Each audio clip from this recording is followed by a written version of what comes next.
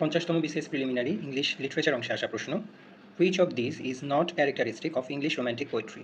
4টি অপশন দেওয়া আছে, আমাদের বলতে হবে কোন অপশনটি ইংলিশ রোম্যান্টিক পোয়েট্রির বৈশিষ্ট্য নয়। ইংরেজি সাহিত্যের রোম্যান্টিক এজ 1798 থেকে 1837 সাল পর্যন্ত। রোম্যান্টিক পিরিয়ডের বিখ্যাত কবিরা হলেন William Wordsworth, Samuel Taylor Coleridge, Percy Bysshe Shelley, John Keats, Lord Byron প্রমুখ। আমাদের বলতে হবে রোম্যান্টিক পোয়েট্রির বৈশিষ্ট্য নয় কোনটি। অপশনে আছে অর্ডিনারি লাইফ, সাধারণ জীবনযাপন, এটি রোম্যান্টিক পোয়েট্রির একটি বৈশিষ্ট্য। এভরিডে ল্যাঙ্গুয়েজ, প্রতিদিনকার ব্যবহৃত ভাষা, এটিও ইংলিশ রোম্যান্টিক পোয়েট্রির একটি বৈশিষ্ট্য। Expression of feelings rather than action or plot, English romantic পোয়েট্রিতে সাধারণত কোনো ঘটনা বা প্লটের বর্ণনার থেকে মানুষের অনুভূতিটিকে প্রাধান্য দেওয়া হয়, এটিও ইংলিশ রোম্যান্টিক পোয়েট্রির একটি বৈশিষ্ট্য। ডিতে আছে ইনেন অ্যান্ড গডি ফ্রেজিওলজি। ইনেন অর্থ হচ্ছে ফাঁপা বা অর্থহীন, গডি অর্থ জাঁকজমকপূর্ণ।